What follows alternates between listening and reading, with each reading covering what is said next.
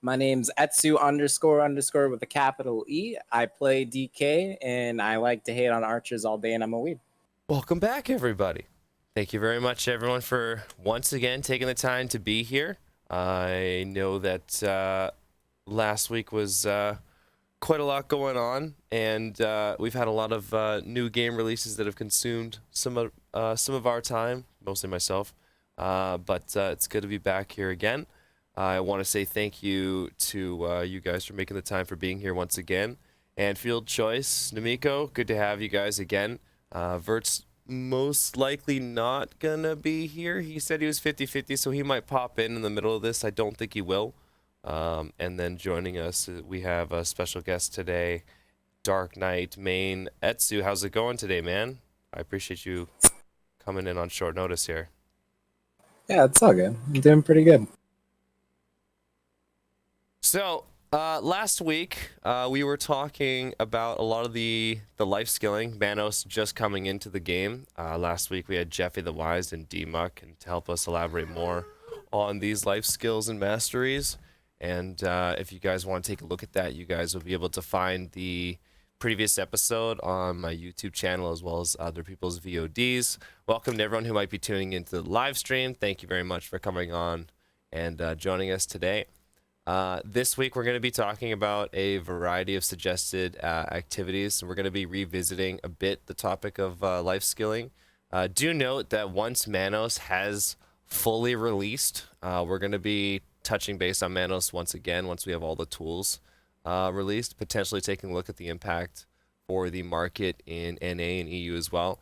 When I say taking a look at the impact in the market, one of the big things that I've actually noticed is that the enhancing market has changed a little bit. We see more hards and sharp shards posted on the NA market. They sound a lot more obtainable, so we'll be taking a look at things like that.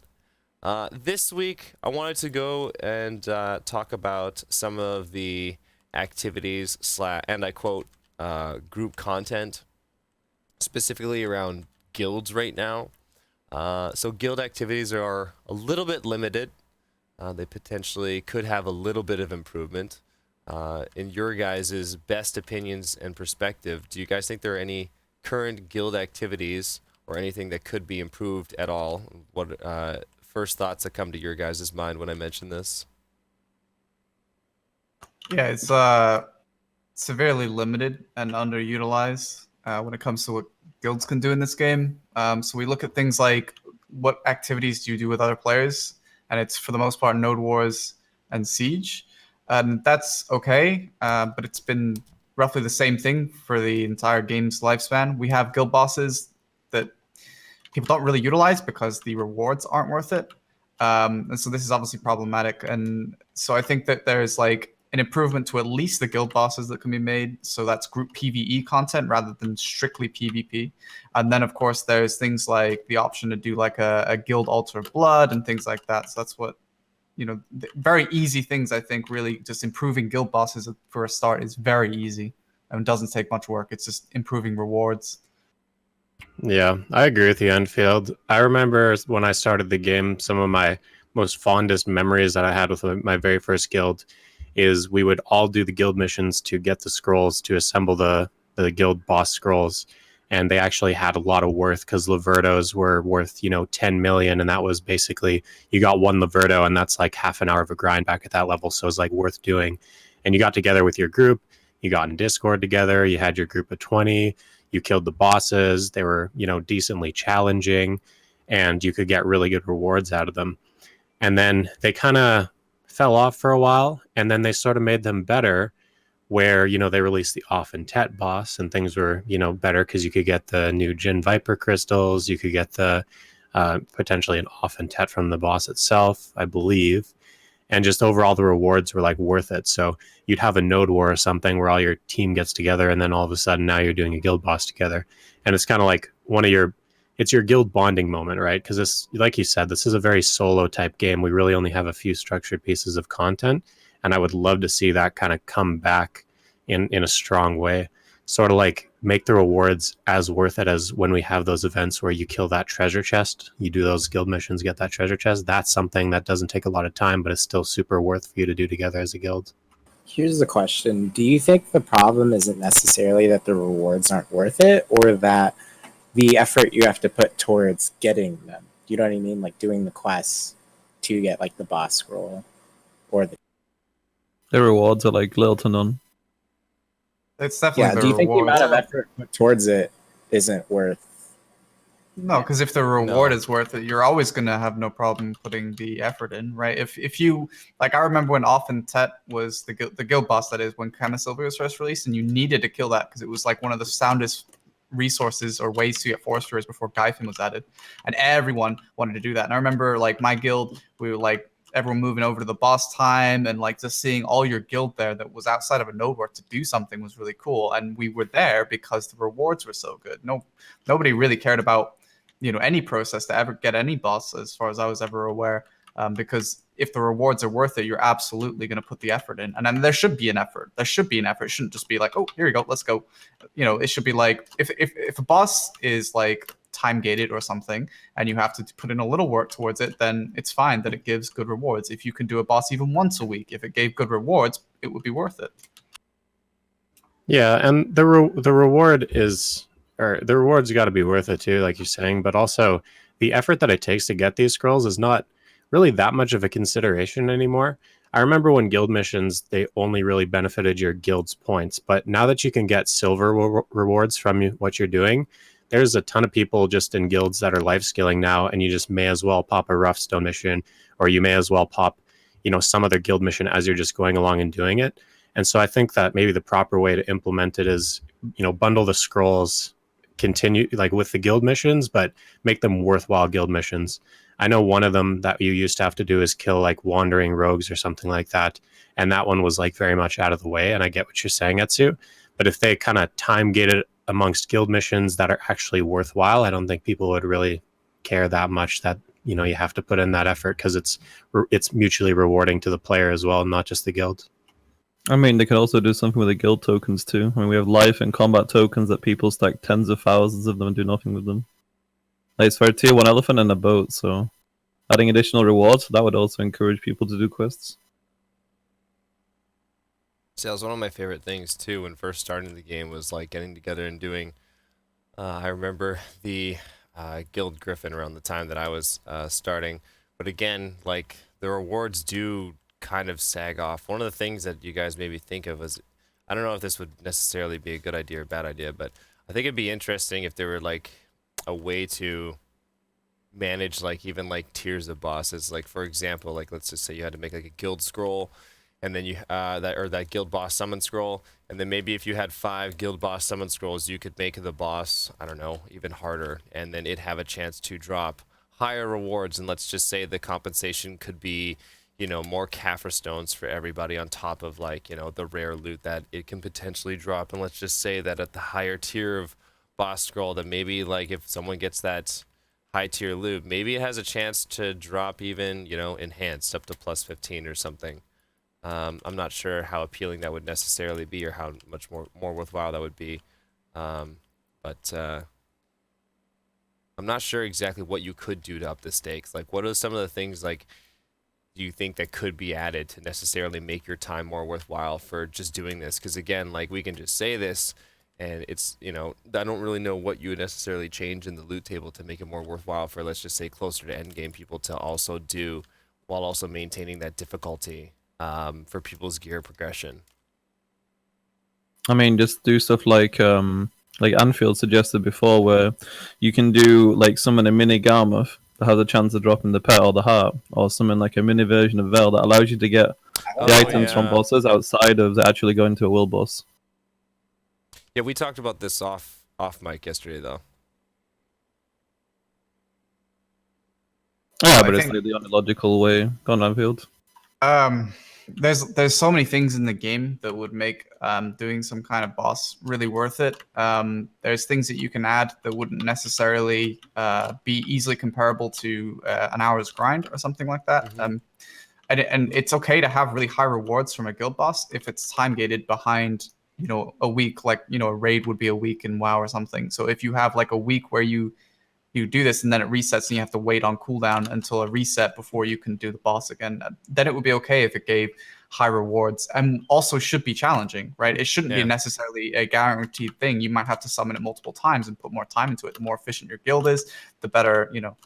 So I think that's something that can be done. And there's lots of things you could do. I mean, you could create new items that like are like turn-ins. Like, I don't know, you kill a boss in Cama and you get, every time you kill it, you get tokens towards a turn-in that'll eventually allow you to get a registration for a Dream Horse or something. There's all kinds of stuff they can do. And obviously when it comes to enhancing, Caphras is probably going to be the last thing that ever becomes out of date, or, you know, like, for example, people don't really need You don't Force always Furies need anymore. like a base level Griffin helm, for example. Right. So, but Caphras is something that is definitely something that's going to be very difficult to ever be out of date in terms of like, oh, we don't really need that anymore. Is it really worth it for that? The only thing that would make it not worth it is if it didn't give a significant amount of it. I don't think they shouldn't be afraid to make that worth it. A player should never be like, oh, well, it's just better if I go and grind. I'll make way more on my own than I would doing this activity with my guild that is potentially more interesting, has challenge, and requires me to cooperate with other players. Yeah, I kind of like the way that Altar of Blood is right now doing this event, where it's kind of like it's a baseline around 80 to 100 mil an hour, just depending on the speed of your team. And then it has the potential for, you know, the try all the way up to pen boxes.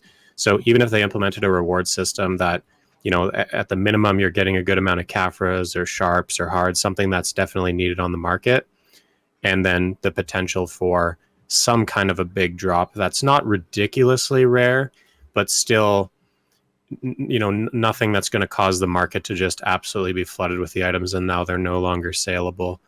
So maybe they could drop some sort of enhanced item, or, you know, maybe some type of enhanced accessory, because right now we've seen from Altar of Blood where there's a lot of stuff on the market because of this event, and you're unable to sell some of the drops that you're getting.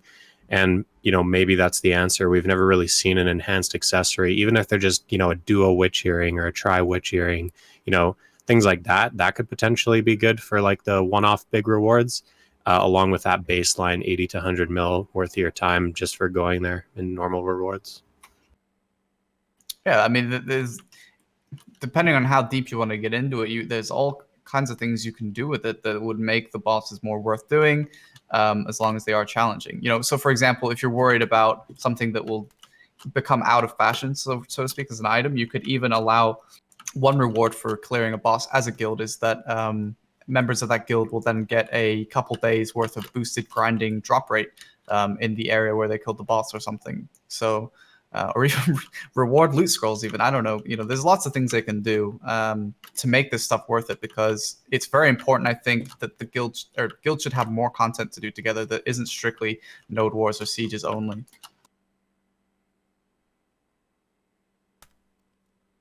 This is completely off topic. Someone posted a red shard on the marketplace. Yoink. For tongue red ring. Sakurai? Yeah. Ooh, nice. Yeah, it was just sitting there. Weird. Very weird. Wait, just It was just sitting there, man. I just bought it. Weird. Wow, But interesting. tongue red rings are at an all-time low. We'll get into that later, though. Nice run. Yeah. So prior ideas of suggestion, guild info, UI display, better PvP tools such as marking shot callers on targets. I know Anfield, you've had a really good suggestion. I've heard other suggestions where people have mentioned that, you know, people being P8, it should be more noticeable as well. In guilds, you know, designated shot callers having designated colored pings. Anything you want to contribute onto that? I know you had a lot to say about that yesterday, Anfield. Yeah, so the basic idea is that our current guild system is very basic. Sorry, that in terms that like the only thing we can do really is make red pings. One person can do that, or you know, multiple people can do that, but it's not very. I mean, that's it. That's where the strategy comes in terms It's not of organized. What tools you have. You have a red ping that people can use, right? So one suggestion is to allow the ability to change the color of your ping, so that like people that are in a flank squad, the flank leader can control that ping, so that people that are in the main lane don't get confused and realize that, hang on, I'm following the wrong ping or something like that. So that's something that would be quite nice if you could change the color of it. Also, pinging targets. So, for example, it's very difficult to follow a shot caller sometimes in a big siege. So it would be useful if we could put like little markers over people that can be assigned, and then that way we know who is who. You know, you could also put them on enemy targets. Have them Basically, as a very noticeable marker on the radar. Maybe they're highlighted, and whatever that highlight of the outline around that person is see-through through all objects in a sense, just so you know where that person is. But it could just, I'd love to see the distance of pings be increased, because I often find myself in Node Wars having to open up my massive map just to see where people are pinging, because they're not. I'm at a certain distance away from the ping and it just doesn't show up. Yeah. Yeah, I think in general the UI could use massive improvement overall, and that's not just guild related. But if we are speaking strictly guild related here, there's so many things that they could do to make life easier, and the more tools you give players to work with when it comes to PvP in this scenario, the more complex the strategies can become and the more interesting the fights. Because right now it's very difficult and things have to be very basic so that people can actually follow what's going on. One of the biggest things that my GM complains about is activating the guild skills. You cannot hotbar them even as a GM or officer.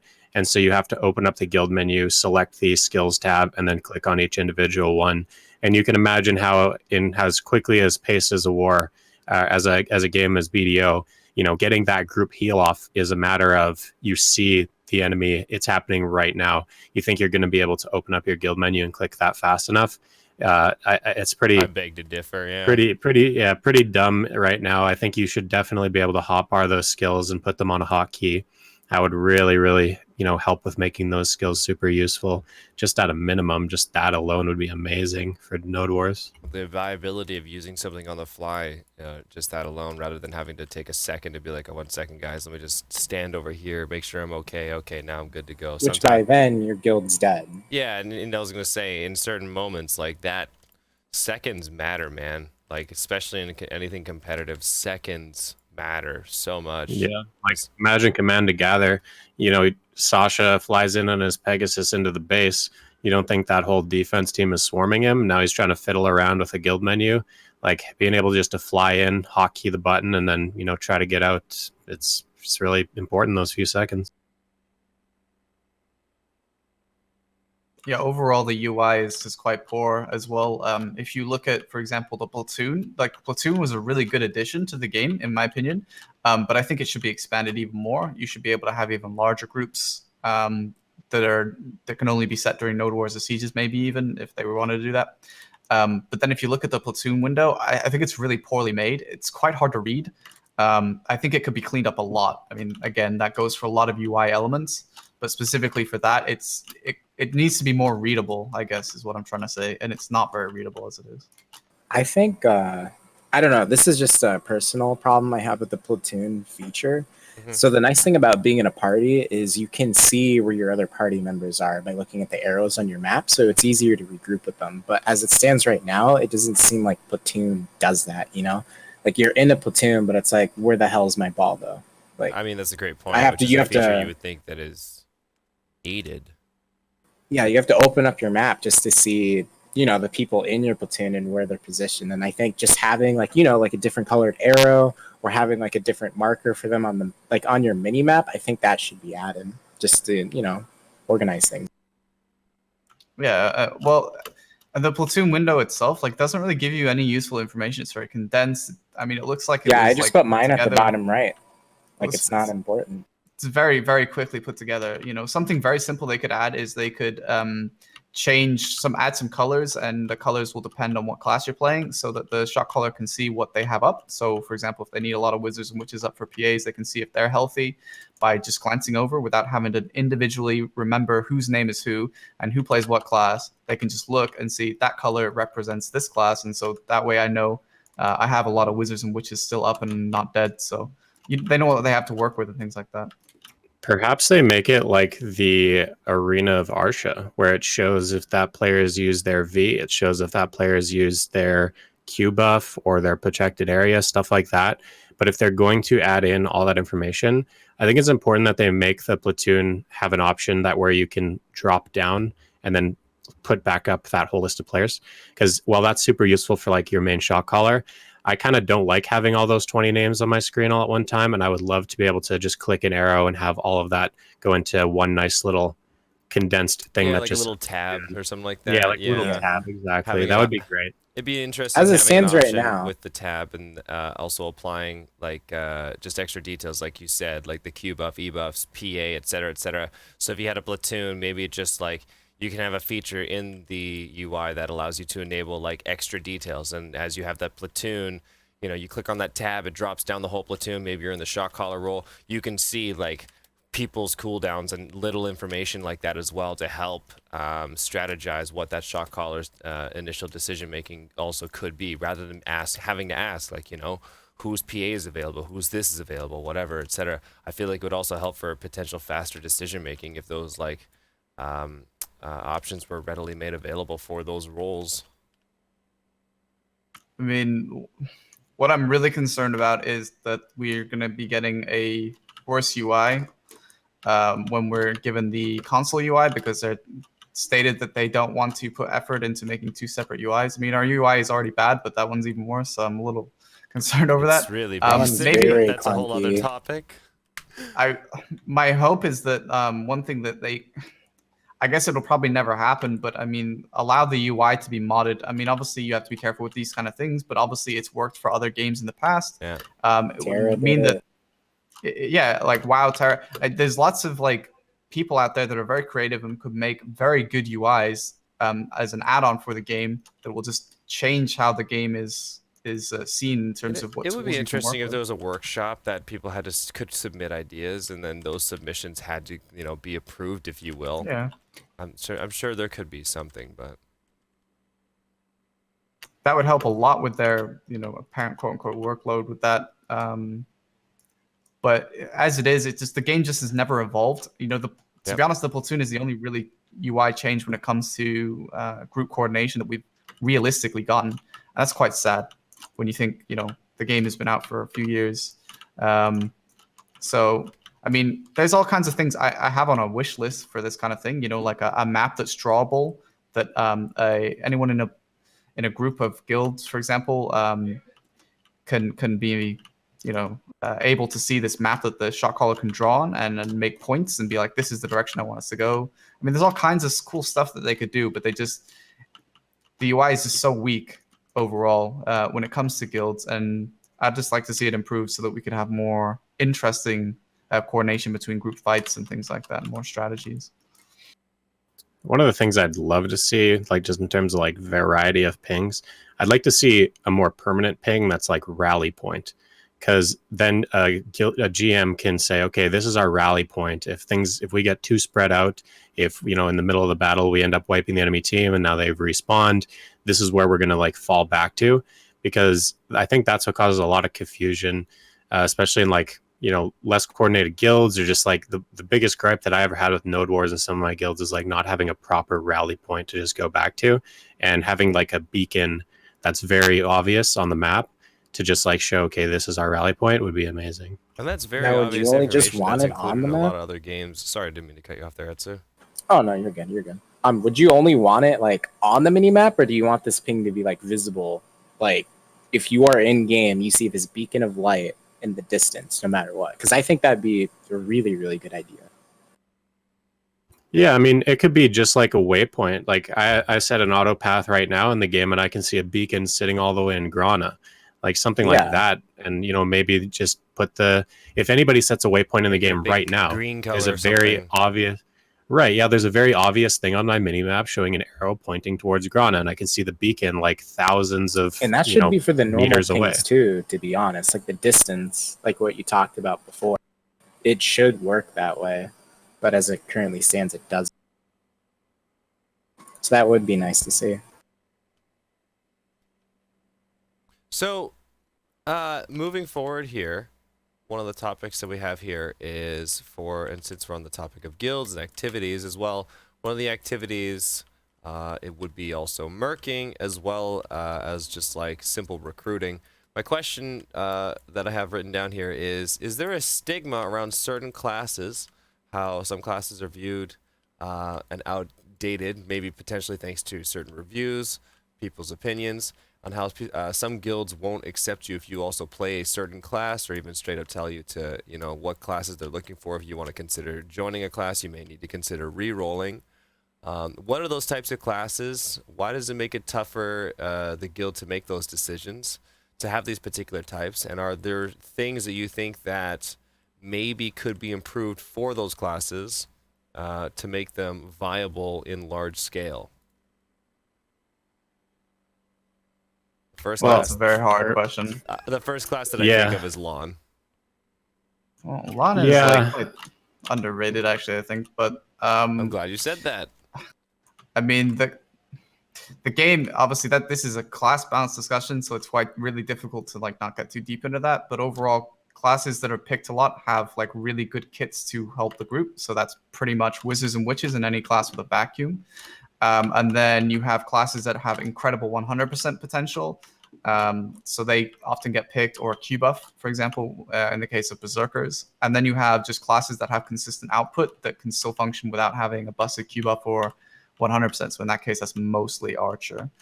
Every other class either lacks the consistent output or a good 100% or a good support toolkit overall that really serves a large scale situation quite well. So, but honestly, like at least on EU, I don't think any big guild right now, at least on EU, is gonna turn down any class, as long as they're obviously geared and meet the requirements in terms of trialing or whatever. In the past, I think for sure that people would have been turned away, but I don't think that's the thing that's gonna happen, at least on EU. I don't know about NA. Well, NA definitely has some stigma around classes for sure, but like the guild that I'm in, we seem to accept most every class except DK is kind of the tough one. Dark Knight, it seems to be like not in the exact best spot for really anything. There's always a class that can kind of do something better than a DK. Well, I think the problem with DK is like, you have classes like Sork, Ninja, Kunos, like they specialize in something, like they specialize in picking people off. There's classes that specialize in supporting the team and the ball, like you talked about before, like with the vacuums and stuff, like Mystics can do that.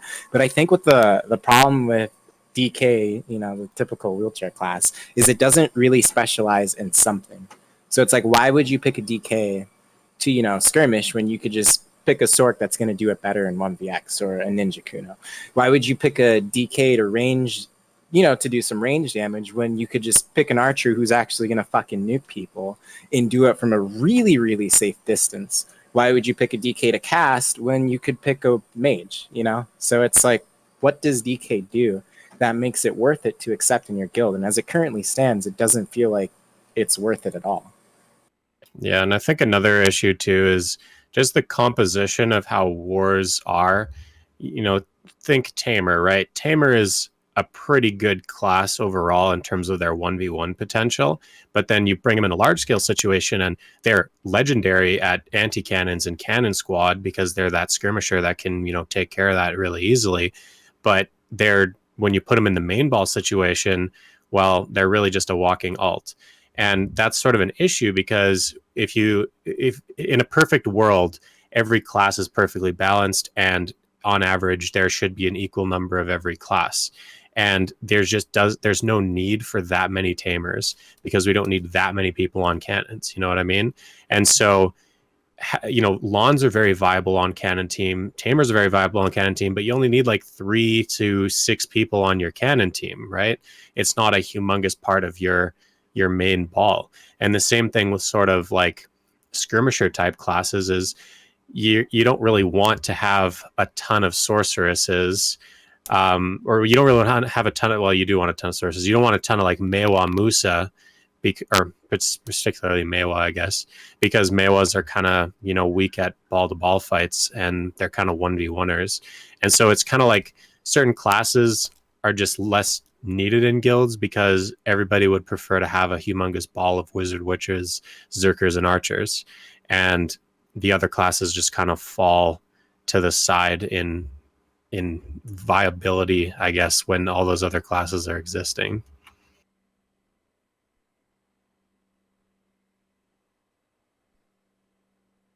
So what would you say are some of the top classes right now that your guys' guilds are currently looking for, and why?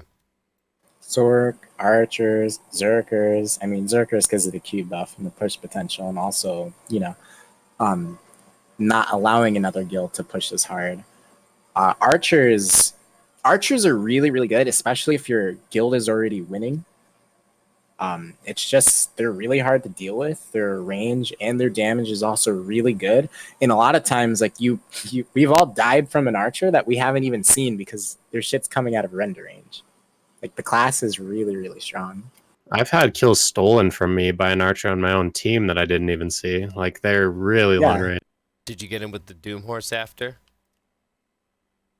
I wish I could kill my own teammate sometime. You're like, hey, just sit still here. Stand in this fire. It'll feel good. Okay. Yeah, that's a glitch that needs to be addressed. Okay, well, not to get off topic here. Does anyone else have anything else to contribute in terms of the stigma topic on certain classes? Well, I think we should try to offer some solutions because we talked about a lot of the problems, but does anybody in here have sort of a solution, I mean, for DK, like, of course I have a simple answer. Like, get my good. opinion. Kappa. Oh, my bad. Kappa. Sorry, go on. Buff BSR Grim, dude. Buff BSR. Anyways, don't buff BSR Grim. But I think for DK, so at a point in time, there was a point where DK was actually just like crazy. Like you couldn't catch the class, and the class was actually pretty freaking protected. But ever since the CC and SA changes, they made a lot of DK's kit useless. Like you only use like realistically like 3 or 4 skills from your awakening kit, and to top that off, a lot of the protection was removed, and the protection that remains is a lot of gaps in your kit. And I feel like at this point in time, the stage of the game, especially Siege, when just a bunch of shit's being thrown around, I feel like skills like Wheel of Fortune and Lunacy, both of those skills have humongous gaps in them. But I feel like, at this point in time in the game state that there shouldn't be gaps on, your side dash iframe and those core skills that are in your kit. Like Sork, for example, when a Sork iframes, the animation for the iframe, like the iframe starts at the beginning of the skill. For DK, it's actually when you disappear. So when you dash, you're visible for a bit, and then you go into iframe, which I think in a perfect world where there was 0 desync in this game, it would make sense. But, it's not a perfect world. With the game, with desync, other players having high ping, certain players not having high ping, I think you experience, especially on DK, a little bit more than others, getting just nuked or hit out of your iframes just because there's that initial gap at the beginning too. I mean, it's the same with Tamer as well. Like DK and Tamer both like have really, really shitty iframes. Well, Ranger has a gap on a basic explosive as well. Well, we're all talking about really typically weak ball fighting classes. So is that the commonality? Is that there's just too many gaps in the kits between Ranger, Tamer, and DK? Do you think that fixing those gaps would cause the class to become a lot more viable, or would it just be sort of a nice to have? For DK, I don't think it would. Tamer, I'm not sure because I don't play Tamer, but I just know that they have a really strong ult that they can flank with. I mean, there's a reason why Tamers have to V to get their ult off, though. Like most Tamers nowadays, and when it comes to large scale PvP, they don't just walk up; they have to V because their iframe isn't reliable, and that alone is already a problem. But I think the only problem is if you have to be very careful with these kind of skirmish classes. Like for example, if you buff Tamer in certain ways and you overbuff them, then they'll become too good at skirmish. Like they're already very strong at 1v1, and obviously you don't want them to get like crazy uncontested in 1v1. So you have to be very careful of what you focus around, which is like one of the problems when it comes to like large scale is that if you buff a class in large scale and give it like more survivability, because that's what Tamer needs essentially, its survivability in large scale, but then it could make the class like insanely strong in 1v1. So do you Well, think there's if a way they- to like dance around that? Sorry. Well, what do Well, you do to yeah, DK, see, right? You don't. Yeah, If that's you buff, scary. Yeah.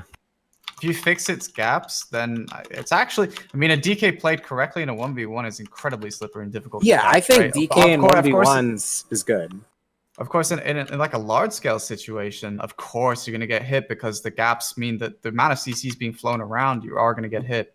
So then you'd be like, okay, well maybe we don't fix the gaps specifically when it pertains to the pre-awakening kit of DK, but then maybe we buff up the damage a little bit on the I range also chipping. agree with that too.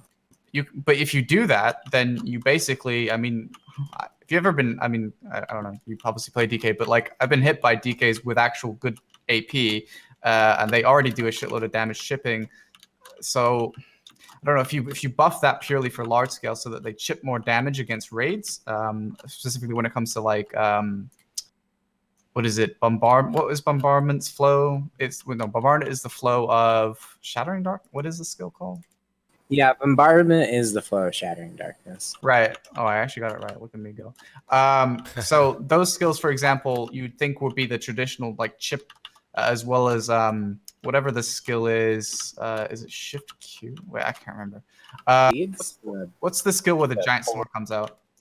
Oh, the giant sword. So that's still shattering. That's part of the skill. So like the AoE part of shattering doesn't really do damage, but the damage that you feel is from the sword that's dropping from the sky. Yeah, I don't know if that's what I mean. Actually, let me swap to my DK. But the point is, like, if you do end up buffing things, like Namiko said, in large scale, then it comes back to potentially be a big problem in 1v1s as well. Seed of Corruption, like is the one I meant. We could very easily turn DK into another Sork if we start, giving it too many iframes, giving it too much damage, and I feel like maybe Sork needs to be brought down a little bit, and DK needs to be brought up a little bit, but I don't think we should bring DK up to current Sork. Yeah, I don't think that either. The main problem with DK is that, like, obviously, the current playstyle of DK is that you want to create zone for yourself, pretty much, right? So, like, you can pressure blocks and stuff like that and force ground, which is why it's hard to fight against certain classes that close that ground very quickly. But if you give it the option to DK where they apply a shit ton more pressure, then it doesn't allow other classes to necessarily play against that as well. Yeah, So, sorry, yeah, I meant Seed of Catastrophe, by the way. That's the one I meant. That has Root of Catastrophe as the flow. Like, that would be the one that you would buff along with Shattering Darkness to make it chip more in large scale. But obviously, then that's a potential big problem in 1v1.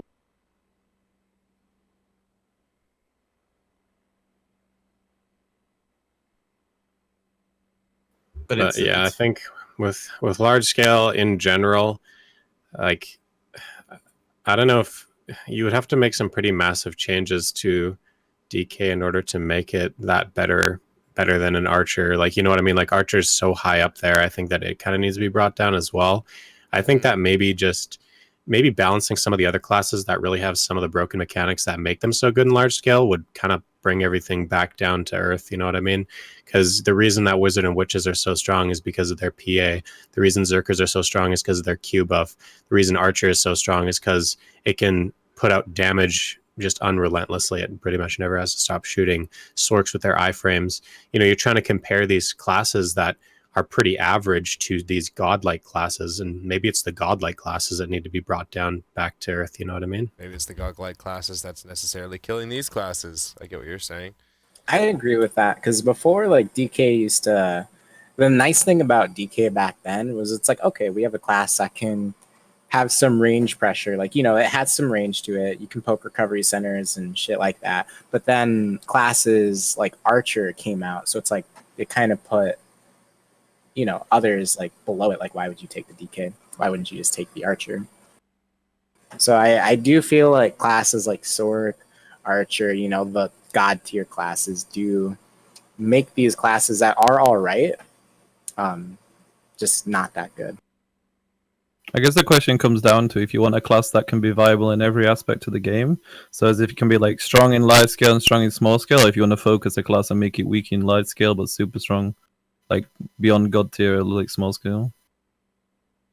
I think DK doesn't really sit in a certain position. They're not really like they are good at 1v1, but they're not like the god at 1v1, and they're not good at like live scale. So right now, I don't think they have like a place to sit.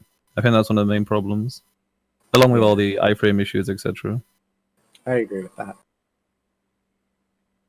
I think that's something that PA needs to decide if they want a class that's like focused on a specific section of the game, or if they want stuff that's like viable in almost every aspect.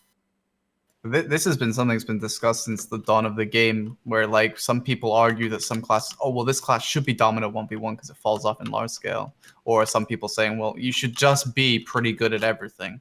So I think the only thing I've ever really like, in terms of like discussion of this nature, like, is that large scale is the only one that presents a structured form of the game. So it's kind of hard to say a class should ever be bad at large scale because it's good at 1v1. Let's say DK was like god at 1v1. Obviously it's not, but let's just pretend, right? But then it falls off a lot in large scale. But the problem is there's nothing rewarding about being good at 1v1. Sure, you can chill in battle arena and own people. It's not like we have an arena setup where you can run in and have an instance arena where you have elo and things like that. So it's not really rewarding to be that great at 1v1. I guess you could argue for grind spot fighting, but what else can But you, even then, what does that do you? Like, Well, I- holding down Arsha spots, maybe. I don't know. but everything significant really comes down to node wars and sieges, so you kind of have to have every class be relevant at that. Part of the issue, I think, with DK is that it's built around chip damage, and it's so easy to heal that chip damage in a raid blob with so many, especially wizards and witches. Why they have the heals that they have, I still don't know, especially when shy heals are worse, but when you could just like full heal that, like DK does a bit of chip damage, gets away, and then what do you get from that? Nothing. So your damage all has to come in when the blob starts fighting, but then people are under PA, which is another issue. But I think it's really hard to have this talk without going very, very deep into class balance, to be honest. So Yeah, pretty much. do you think DK's damage or DK's chip damage is comparable to Archer's? no, because I feel Archer is like- the most Nothing. expensive class in the game. I Okay, mean, just so there we're is- clear. I just wanted to make sure. Yeah, Archer nothing's is close to out Archer. there. I mean, it's honestly like, you know, the big kid in the kiddie pool. Like, it's just a disgusting class. There's just no ifs, when, buts about it, you know. So DK, to be honest with you, DK should be most comparable with Ranger. These two classes should be very similar in terms of what they output and how they output it. I think DK should have more nuke, whereas Ranger should have more consistent output. But both are consistently easily beaten by Archer, which not only has more damage, it has more protection, it has more CC, like, and it has more range. So it's just absurd. So we But should yeah, like just I said- delete Archer, right? Like, that's the plan. Just get them to get rid of the class, and we can all be happy. I think we should change their awakening to melee only. Give it the ranger treatment, and it'll be fine. Oh yeah. Class might actually be fun then, you know. Right now it's boring but overpowered. But yeah, I don't know. I don't think we can really honestly get anywhere with this specific discussion more because it's just too hard to talk about it without going over so much balance. Well, issues. let's not get off the rails here. Let's move forward here. My next point of discussion to bring up today is: do you guys think there are any PvP modes that can be added or worked on? Now, when I Yes. yeah, okay, go ahead, take it away, man. I got a few Okay, things here okay. too. I'm sorry. I'm No, sorry. no, So no, this is all you, man. Take it away. I like to look at like other things that PA does, and as much as we all hate mobile games, BDO Mobile actually looks kind of sick, and they do have a system implemented where there's a 1v1 queue. You Yep. just queue up and you go 1v1 someone, and Yeah. there's a competitive, there's rank, there's elo and everything, and it's Yeah. like, why the hell isn't this Why in the fuck PC? don't we have that, right? Yeah, I think that would be like the amount of people that would play the game just for that alone would be crazy, and I feel like they should put that in the game. I feel Like like should have this one of is, those for 3v3 too. I feel this is a Yeah. stigma though. Like when it comes to 1v1, I don't know if there's actually a player base for 1v1 because you've got to remember that there are a lot of classes in the game right now, like suffer in 1v1s, and there's ones that are a lot stronger in 1v1. So you're gonna have the same classes that are dominating a section of the game, and then people aren't going to be as interested in it because you're only going to fight the same people. It's like if you go into Asha, for example, you only fight the two same people all the time. I think it's in theory, it's a good idea. Like I personally think the 3v3 is a better idea. I don't think 1v1 would be something that people would be interested in for a long time though. But the I group think it one would be okay though. something, Like if you made it 1v1, but the leaderboard would show how do you fare up against other DKs? Not how is a tamer, or not a tamer, how is a shy stacking up to, you know, a Sork? If you can see how you're stacking up to other shies, like I'm just using a ridiculous example, like the worst 1v1 class, right? Then it's like, yeah, of course a shy is going to be at the bottom. But if you can then look, how am I doing compared to other shies? Well, now it becomes a lot more fair because those shies are fighting Sorks, you're fighting Sorks, that shy's fighting tamers, like stuff like that. It shows you that, hey, I'm doing really well for my class, and I can see my ranked leaderboard based on my class instead of just, of course, we're going to just see a bunch of Sorks at the top. Of course, a bunch of ninjas and tamers are at the top. Like, that's what it's going to look like overall. But then being able to break it down, I think that would be something that, you know, even myself would be interested in, even though I'm not typically like that much of a 1v1er. Well, it's more based on like it doesn't work in like other MMOs. For example, like World of Warcraft doesn't have a 1v1 system because it's very hard to like necessarily balance. So if I can see what you mean, like it's good to show like the best DK, the best LAN, the best like tamer, for example. But if you're queuing 1v1 and you're only going to fight against LAN players and you're only going to fight against Sorks and ninjas, and that's literally what you're only going to play against because it's not going to encourage other classes to necessarily do it, then it's going to get to a one point of where you can't progress anymore because of your class. Because you're just going to be able to, like, for example, you think of like a witch or a wizard, right? And they get to a point of where they just verse specific, like, really geared mystics or really geared LANs that obliterate them in 1v1, essentially. Then it's going to be less encouraging for you to keep re-queuing for that 1v1 because you're just going to fight the same classes. Because people, at the end of the day, that's what people do. We discuss this with people choosing specific classes for guilds. It's going to get to a point of where people take the best classes, especially if it gives like rewards and stuff like that. People are like essentially forced to go the strongest 1v1 classes for this reason. I personally think the 3v3 and the 5v5 system would be like the only viable ones, like it is in like WoW, for example, or potentially a 2v2 as well. But I don't think the 1v1 would work personally. If you think of like the logistics of it, It certainly doesn't work at the moment. The same thing. I don't know. I think right now it doesn't work, right? Because if you make a 1v1 system, you're just going to see it dominated by Sorks, ninjas, and Lans for the most part, maybe, you know, the odd other class. So there has to be a big rework of, I mean, I don't know. I'm just not confident they're willing to put that work into. I think right now you could have a ready-to-go 3v3, 5v5. If a 1v1 system were to be added, it would have to be more balance would have to go into it, I guess, before they could add it. But I think that if they had the system right now to do an instance eload version for 3v3, 5v5, I think that's ready to go. But I don't think it is for 1v1. I just don't think it would. I mean, you're just not going to have people able to beat Sorks or Lans or, to a lesser extent, even ninjas, you know, so. What about hypothetically, which they wouldn't do, but, you know, just super hypothetical, if they just did balancing that was specific just to those kinds of things, like the 3v3s and the 1v1s? I mean, I think the best start, if we went that direction in the sense of just like having the arena alone, I mean, utilizing the arena of Arsha, utilizing, you know, trial characters. I've always said that for me, I'd be more interested in like making the player think rather than giving them everything. So, you know, we have the trial characters which have sets of gear that you can choose from, which I think is a really great base canvas to work off of. You go off the trial characters, you have different sets that you can work with, and let's say you don't give them like the, you know, the maximum amount of skill points. You know, you give everyone, I don't know what a fair number for because every class varies, but let's just say you gave everyone like 1,600 combat skill points. You know, the amount before it starts, because you earn 3 combat skill points per level, and then you earn 1 after that. And let's just say that now, I think it's like 16 and a bit. Let's just say 1,600. What if you gave players that amount of skill points before that changes? You make them think about the skills that they have to apply those skill points into, to think about the combos they might be utilizing. It might change a different meta of things that are in it itself. Let's say you're in this arena of Arsha, you remove the 2-second potions, you bring back 3-second potions, because with longer fights you want people to take a longer time to heal, and I think those seconds would make a big difference in those fights.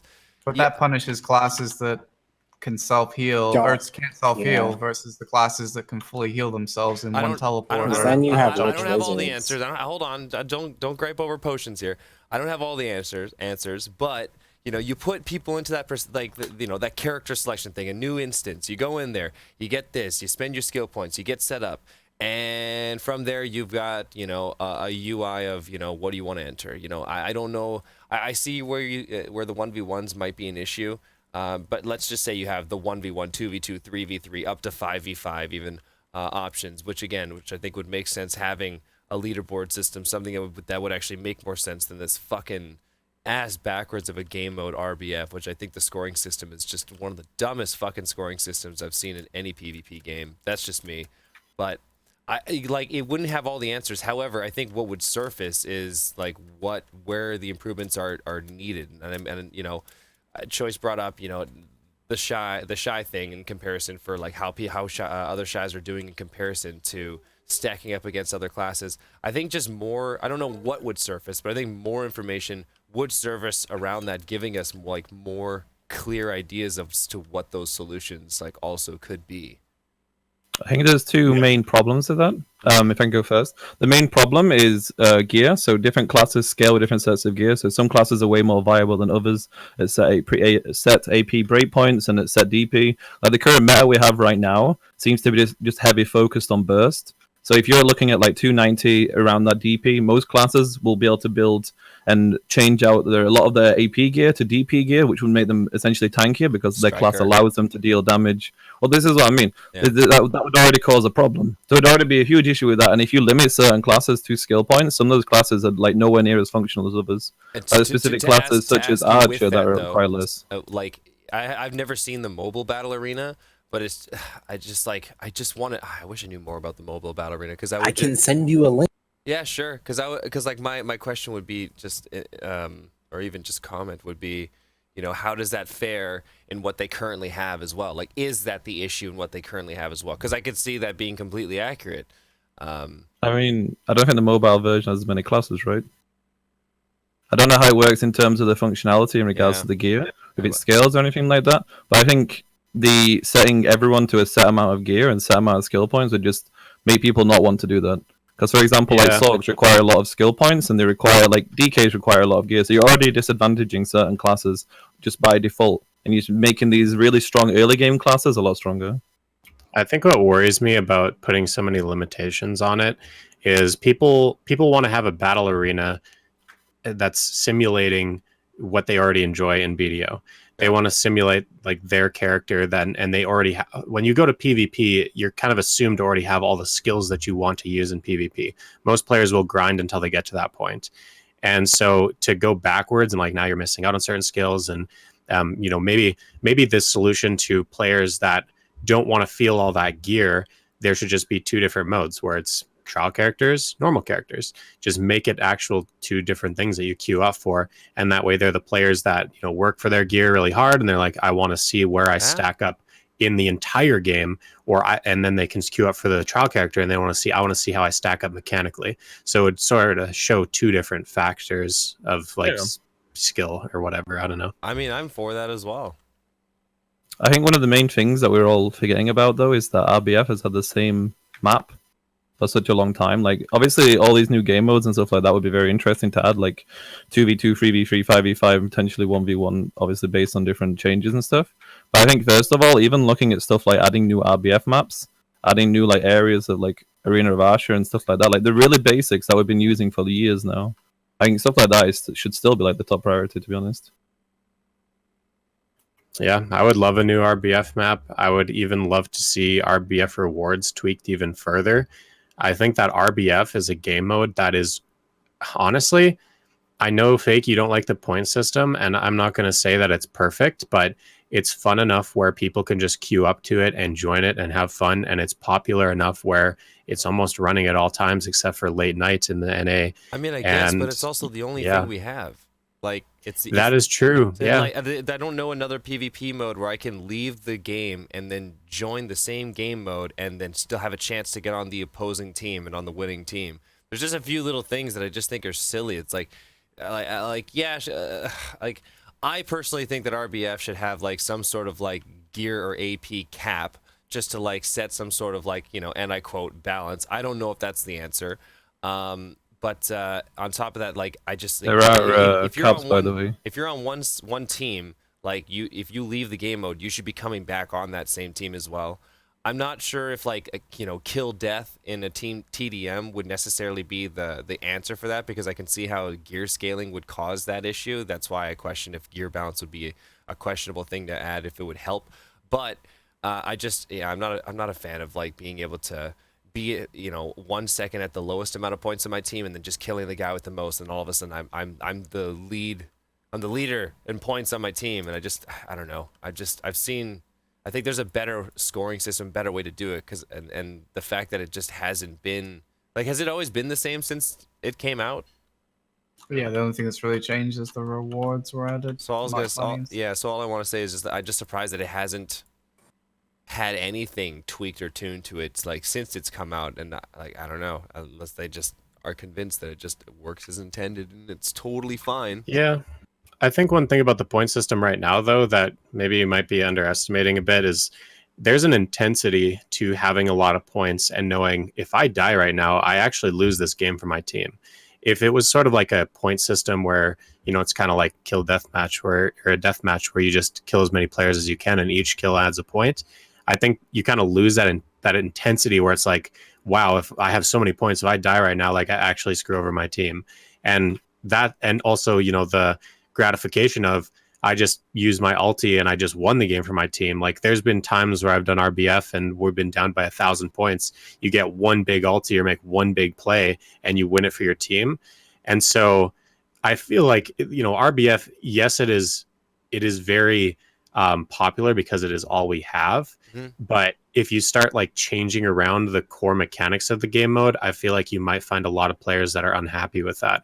So maybe like a different sort of rule. Yeah, a different rule set maybe should be reserved for a different new game mode. But in the essence of RBF's core, maybe I think the things that we need are new maps, better rewards still, and a trial character version where you can go into a normal RBF or you can go into a trial only RBF. I mean, look at Masilas. He actually does streams where it's trial only RBFs. Yeah, I've been there for that, and I think they're super interesting. They're really fun too. Yeah.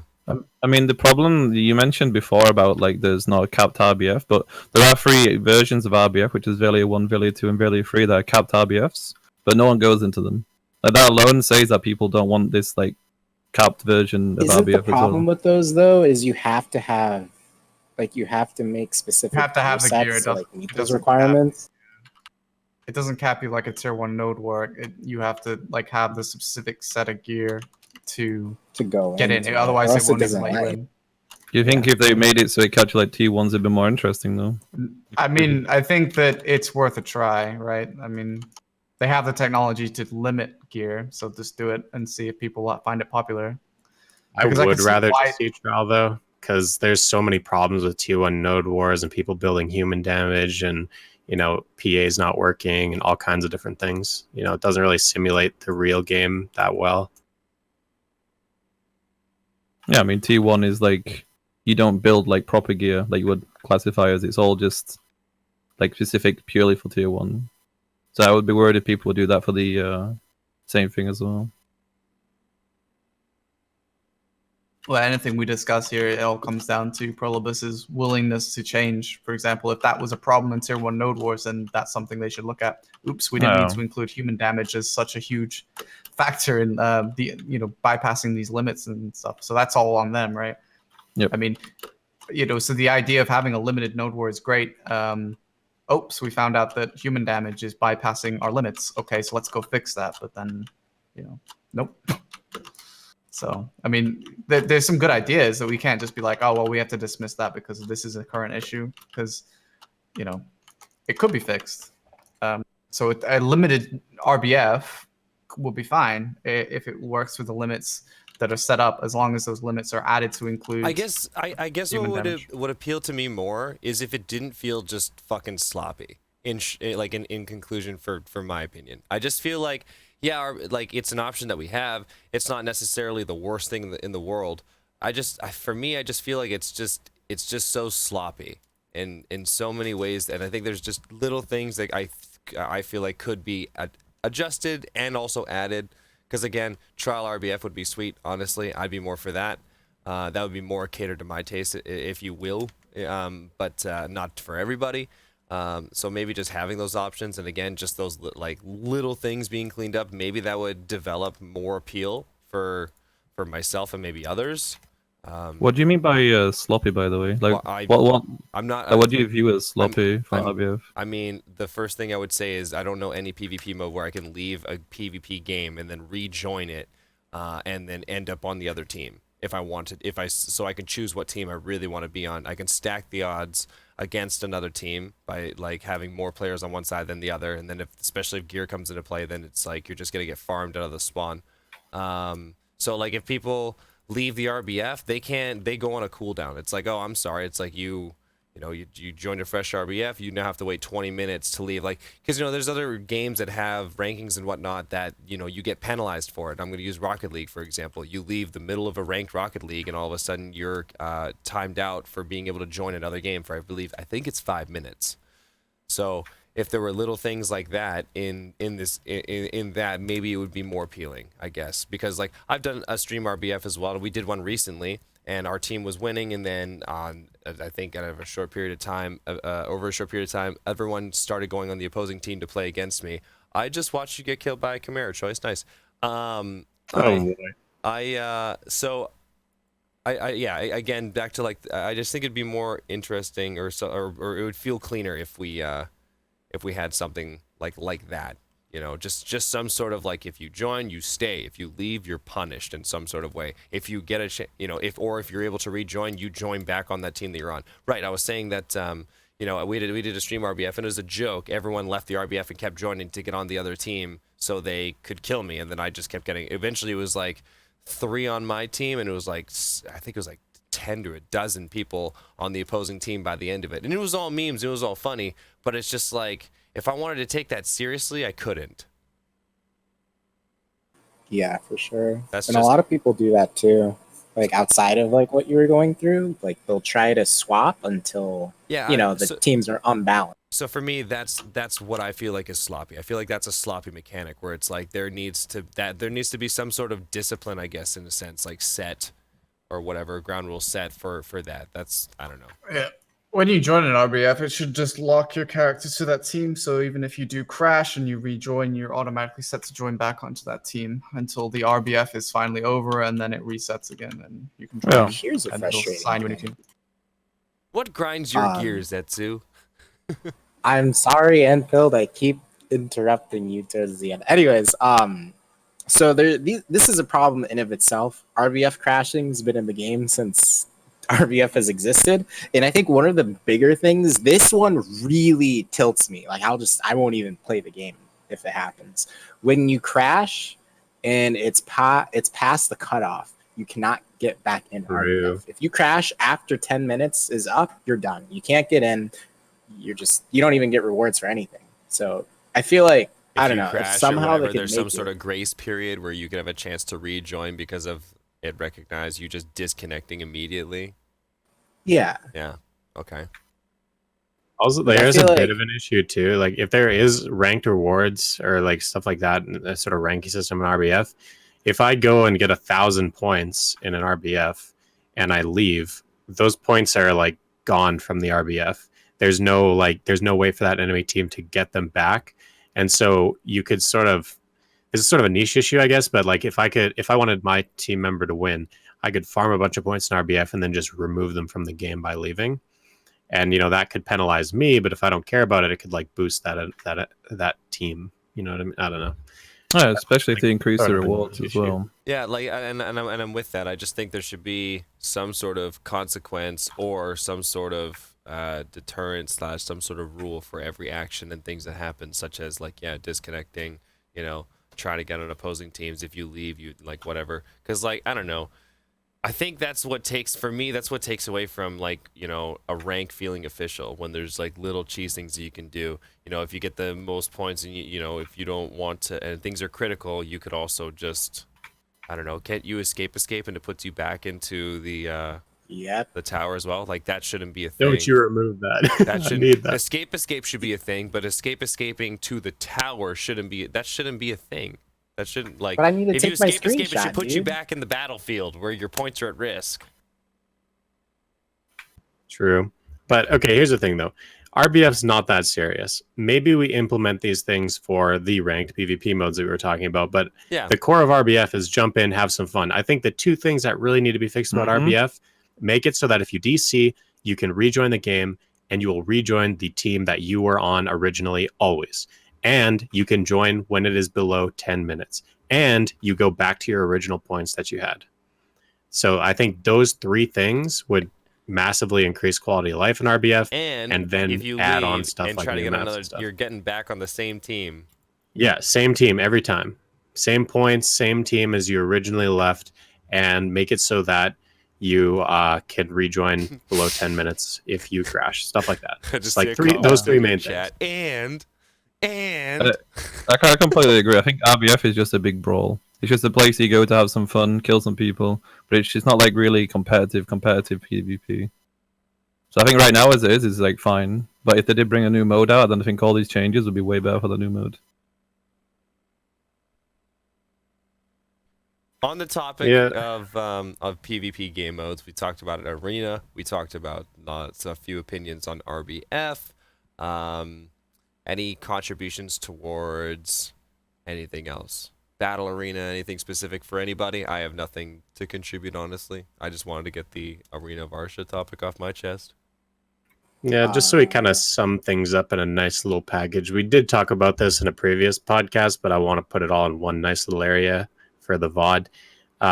I'd love another PvP game mode that simulates a node war that you can queue up and you can just like do a node war with other people. Yeah, like a mini node war. Like, yeah, and having like something you can do at all times. It's not time specific like node wars. It's not like as serious. It's just like, hey, it's kind of like RBF, except instead of just the objective is killing other players, there's actually an objective. I feel like there are so many people who would actually take advantage of a simulation like that just to go in and just do little nitty gritty things before they get to the battlefield where it's like the real fight where it matters, rather than, you know, constantly going into that. And, you know, for newer players, like that simulation be the tough lessons that they have to learn. And, you know, if you get, I'm just going to use the word zerged on or overgeared on by another guild, it's kind of hard to embrace some of those things that also happen.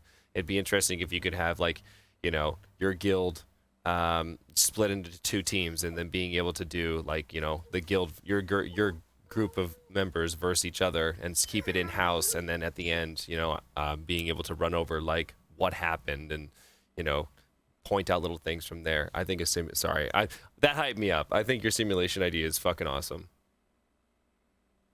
Yeah, and like traditional game modes would be super fun too, like PvP, capture the flag system, like just those Jackbox type games where people can just queue up and have fun with them. Yeah, people would really just enjoy that. Like I used to play FPS games, and the most fun that I had in, like, for example, Call of Duty was playing gun game, was playing, you know, One in the Chamber, stuff like that. Those like fun little game modes that you can just queue up and play and just enjoy, you know, a couple hours of your time without having to feel like, well, what do I do? Okay, I have to wait for the node war in order to do this. I only have an RBF to go to. Well, I could go to Battle Arena. Having those game modes that there are those, like, you know, you play a round and there's a leaderboard and you can win a round of something. That's something that video kind of misses out on. Well, I mean, Shadow Arena was very successful aside from the hacking issues. Yeah, exactly. In terms of popularity, and that's what you're basically describing. You just have to make sure that what you're doing is not exploitable by people making trial accounts and stuff. So there's serious punishments for anyone that is caught cheating in any kind of way when it pertains to these aspects. And the easy way to do that is to lock out trial characters, put a little bit of a level limit and other things on it, and then should be good.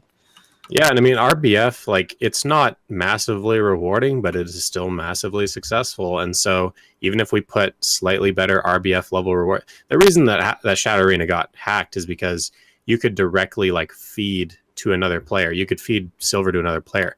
You could be a hacker, you go around, you kill, you know, a bunch of people in the round, drop all your gear to the play, you know, the last player alive, the last two players alive, then that player just kills the hacker and boom, gets all their stuff. So that's sort of the reason why it was so exploitable. But these other game modes that are like RBF based, like queue up, or not necessarily a queue system, but you just kind of join on the fly. Those type of systems are a lot less exploitable and a lot less benefit in doing it in the first place. Yeah, and I think since we were on the topic of RBF and potential new maps, I mean, it would be really cool to be able to do How Node Wars at cool least would in it be Camisylvia. if you just like had a PvP map that was like Akhman themed, Histria themed, Sakraya themed, and just the battlefield was just like Medaya. themed, yeah, or like just themed around like popular grinds, or I don't know, like I just anything new or different to look at, I think would be cool. And like the one thing that these guys do have down is aesthetics. So why they're not in a rush to make that for their player base because they're asking for it, I don't know. What were you saying just then, by the way, on the field? Yeah, so I was I was saying that I don't know why we don't do a new Node War and Siege season that involves at least Camisylvia, let alone Drigan. Of Drigan, you'd be a little limited depending on the kind of terrain. I think there could be some cool areas in Drigan, but Camisylvia at least I think is a prime spot where Node Wars could be really fun. A new castle could be added and replace another castle that we currently have. I think it would be really fun to try that out. Just like a brand new season of Node Wars and Sieges, which they have labeled changes in the past, new seasons. So we have these territories that we've not really tapped into in terms of Node Wars. You know, Valencia obviously being the latest, and so we're going to have Odalita eventually, and that will be a new one. We haven't really touched Drigan or Camisylvia when it comes to this, so having the chance to Node War like on the Navarran Steppe and around Gyfin. I mean, Gyfin is a really cool area. I don't know if you've ever looked at it, but it's actually a really, really cool area. So that would be really fun, I think. The underground is really cool. A lot of people don't even know that shit exists. Yeah. A lot of wasted area or wasted space, or really. You don't have to change anything about Node Wars, just add areas where you can build there. Yeah, someone mentioned too, we did talk about this in a past podcast as well, but PvP game mode for Arsha that's like bounty hunter system where you get queued up with a random person on the map that's similar to your gear score. And then if you kill that player, you get a benefit. If they kill you, they get a benefit. Something like that would kind of spice up Arsha as well. That'd be a cool little PvP mini game set, just kind of makes Arsha more PvP oriented. Man, you enter some sort of currency or whatever, and then it's just like there, a strong presence is in the air. Someone on this. Blah, blah, kind of blah. like Dark Souls. Yeah, like just you gotta go find them. Yeah, but it would definitely have to be random, because if they made it where you could set a bounty on a player, that would just be exploitable. Yeah. Well, that's what I was saying. Like you could just like turn something in or whatever. Like it costs a currency to do that. Let's just say, and it gives you just a random player that's like very close, if not more gear than yourself. Yeah, I just worry that could be cool. exploited though. If you have a system where one player couldn't feed to another player, that's when we start to look at real money trading coming in and things like that. But if it's random, then it's not going to be guaranteed every time, like that you're going to get. Well, if it's random, so would you get rewards for killing this player that has a bounty? Maybe it should be. I mean, what if it was a buff? Like, what if there was like some special buff you could get through bounty hunting? That would, I don't know, like an AP. My only fear is that this will incentivize a hacker. Just Yeah, no, I get what you're coming in. Yeah, no, I get what you're saying. Like, was there something similar, or at least plans, if I recall correctly, with the red system, right? When you're a red player, you could do bounties and stuff like that. Like, I think it's in Arcade, if I remember correctly, or something like that. Like, but I think something like the exact same like thing where you could obviously hunt down certain players, but obviously given the option to like encourage red use as well.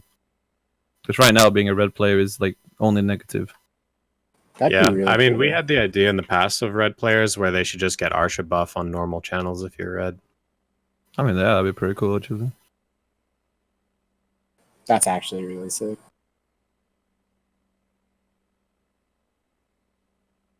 Okay. I think this is actually a safe place to... No, never mind. We have one more point here. No, we don't, actually. I think this is a safe place to call this here, guys. We didn't get a chance to necessarily go through everything, but I think in related to what I have set up for next week, I think these last few points I have will be an appropriate thing to bring up. We're about at an hour and 15 minutes here. I think this is an appropriate time to come to a close, unless you guys feel indifferent. I will take that as everyone agrees. Buff BSR grin. I want to thank everyone for tuning in and listening. I hope you guys enjoyed what we had set up for you guys today. I want to thank everyone who's live streaming and everyone who's tuning into the live streams. Etsu, thank you very much for taking the time to join us here today as well. everyone's social media links are going to be included in the video description down below for when it's uploaded on my end. And as far as that goes, guys, I hope you guys enjoyed your time here. And thanks again for coming on out. Yeah, it Thank was you. really fun. Oh, take care.